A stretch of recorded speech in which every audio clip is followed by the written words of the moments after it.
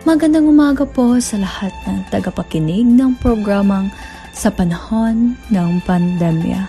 Ito po ang inyong lingkod na si Ate Mikey. At sa araw na ito ay ipapakita natin ang isang kwento ng isa nating letter sender na gustong ibahagi ang kaniyang kwento tungkol sa masasakit na aral na natutunan niya sa pandemyang ito.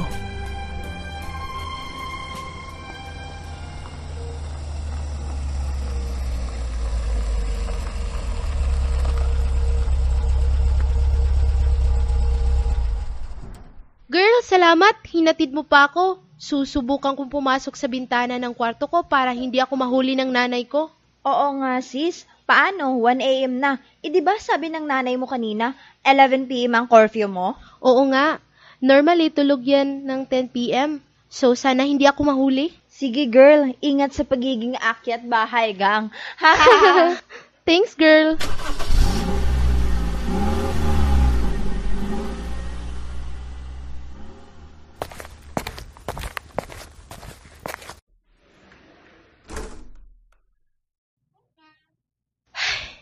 Nakapasok na rin ako. Pa, tinakot mo ako. Bakit ka may hawak na baseball bat? Paano? Kala ko magnanakaw. Anong ibig sabihin nito, Martina? Ngayon ka lang umuwi? Di ba usapan natin 11 PM? Ma, sorry. Ang hirap naman kasi. Ako lang may curfew sa mga kaibigan ko. Bakit kailangan mag-compare? Iba ang rules sa bahay natin at iba rin ang mga kaibigan mo. Ang lakas ng loob mo at pasok ka pa ng bintana? Kala mo hindi namin mahuhuli? Makaalis ka dito? Si Mama, lagi na lang nagagalit sa akin. Parang wala akong ginawang tama. Anak, mahal na mahal ka kasi namin, kaya namin binigyan ng curfew. Madalas kasi pag late na, marami ng masamang tao sa daan. Sorry pa. Buti ka pa, hindi mabilis magalit. O sige na, late na, matulog na tayo. Okay pa. Breaking news, nakapasok na sa bansa ang COVID-19 at may ilan ng kaso ang Metro Manila. Nag-declare na ang Pangulong Duterte ng lockdown sa lugar na ito. Maaari lamang lumabas kung may bibilhing essential goods. Naku, Anton! Narinig mo ba ang sabi sa TV? Bawal na tayong lumabas. Oo nga, nag-text na ang boss ko na wala muna kaming pasok sa opisina. Mabuti na rin yun. Sabi kasi delikado raw ang COVID sa mga may asma. May asma ka pa naman, Anton. Tama ka, Han. Mabuti na rin mag-ingat. Narinig ko ang pinag-usapan ninyo. Paano yun? May lakad pa naman kami ng barkada mamayang gabi. Di pa naman simula ng lockdown, di ba? Bukas pa? So I guess tuloy pa rin ang lakad ko tonight. Di ba man narinig na delikado nga? Dahil ang papa mo ay may asma. Paano pag nahawaan ka? Paano pag nag-uwi ka ng COVID dito sa bahay? Ganun ba talaga ka-importante ang lakad mo? Ma, nasisiraan na ako ng ulo kung kukulungin lang ninyo ako sa bahay. Kailangan ko makita ang mga kaibigan ko. Basta, hindi ka pwedeng lumabas. Pa, kausapin mo si Mama. Sobra siyang unreasonable. Martina, makinig ka sa mama mo. I'm sure di rin papayagan mga kaibigan mo. Basta, kung anong sinasabi ko, yun ang masusunod. Do I have a choice? Anak, huwag kang bastos sa mama mo. Tignan mo yon? Bigla na lang umalis at nagkulong sa kwarto? Di ko alam anong gagawin ko. Hayaan mo na.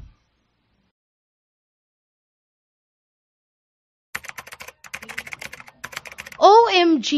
Ang boring naman ng buhay ko. Nakakakulong lang ako araw-araw. Walang paki ang mga magulang ko sa aking social life. Especially yung ina ko. Parang dikala niya siya yung director ng buhay ko. At for once, walang ginawang intervention ng tatay ko. Ang lonely ko talaga. Buhay ko. Hay nako, wala na akong buhay. Sana, mag-suicide na lang ako. Wala akong freedom of choice at parang hindi nila ako nire-respeto. Para akong aso na nakakulong na binibigyan pagkain ng araw-araw pero hindi naman nilalabas. Sana, video games na lang yung buhay ko para mawala yung masamang pakiramdam na ito.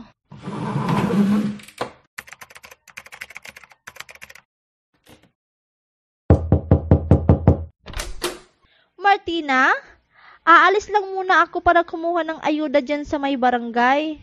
Ang papa mo nasa kwarto lang natutulog. Inatake kasi ng asma, kailangan mag-take ng gamot na nakakaantok. Make sure mo, huwag mo na siyang guluhin habang napapahinga. Matatagalan ako kasi mahaba daw ang pila. So dapat mag-behave ka lang dito sa bahay. Nasa dining room nakahanda na yung merienda mo. Sure, Ma! Bye! Pagkakataon ko na itong makalabas? Yes! Juliana, mayroon akong good news. Lalabas yung mama ko, si Papa naman natutulog. Makakatakas ako. Yes, girl, that's good news. Met up tayo ngayon sa Mega Mall sa entrance. Sabihin ko din sa mga girls na maglalakwatsa tayo. Sige, I'll wait for the cost to be clear tapos pupunta na ako.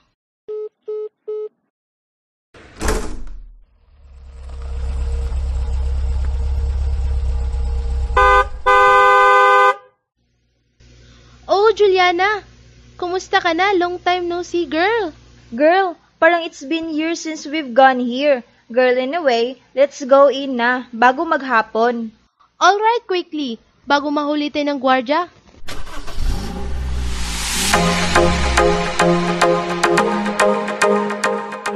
Grabe naman din, you see that? When I shot 1,000 points sa time zone, ang dami kong iniipon. Oo nga, that's been the most fun I've had in a long time. Nakalimutan ko na nag-quarantine at may pandemya pala sa labas. Quickly! Kailangan ko na umuwi bago makauwing mama ko. Hoy! Kayong dalawa, anong ginagawa ninyo? Uuwi na kami, ate. Patingin ang ID ninyo. Ate, wala kaming ID. Pasensya na po. Hay nako, come with me to the station. Tatawagan namin yung mga magulang ninyo para sunduin nila kayo. Oho.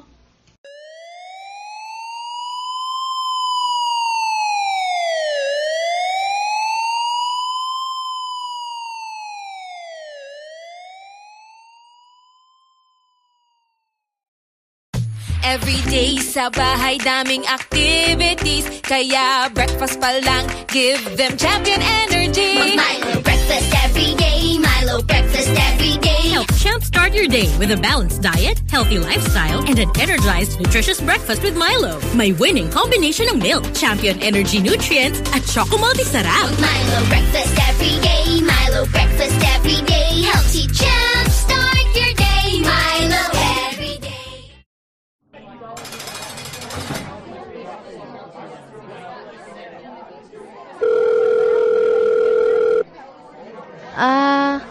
Hi, Dad. Anak, anyari sa'yo?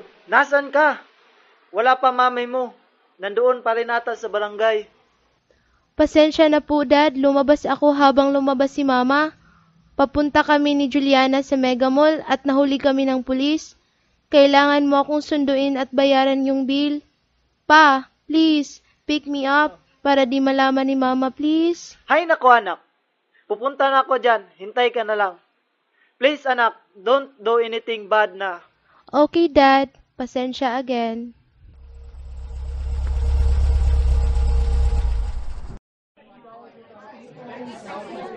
Pasensya na po, manang pulis. Di ko alam lumabas yung bata na to. Mabait naman siya. Okay lang po yan, sir. Bayaran mo na lang yung bail niya at pwede mo na siyang iuwi.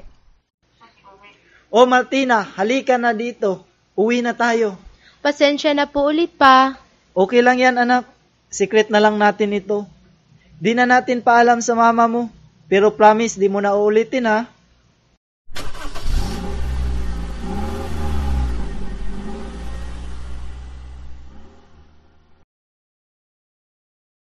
Han, buong araw ka nakahiga at nakakumot maskin mainit. Anong nangyari sa'yo? Hindi ko alam. Hindi ako makagalaw. Nahihilo ako. Nahihirapan ako huminga. Nako! Baka COVID na yan! Natatakot rin nga ako. Parang kailangan ko na ata pumunta sa ospital. Sige, sabihin ko lang kay Martina na aalis tayo. Martina! Kailangan ko na dalhin ang papa mo sa ospital. Maiwan ka mag-isa sa bahay. Huwag kang aalis. Why, Ma? Anong nangyari kay Papa? Kailangan naming umalis. Nandyan na yung ambulansya. Ma! Please tell me, anong nangyari kay Papa?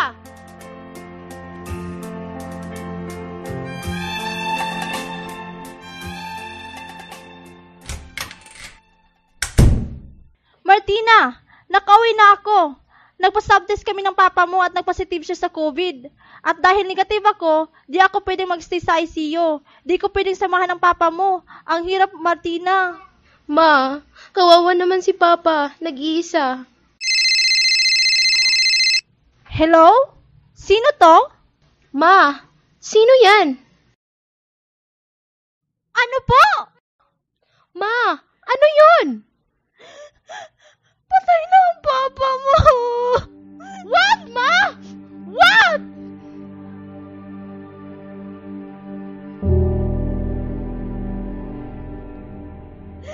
Martina, wala na tayong magagawa. Patay na ang tatay mo.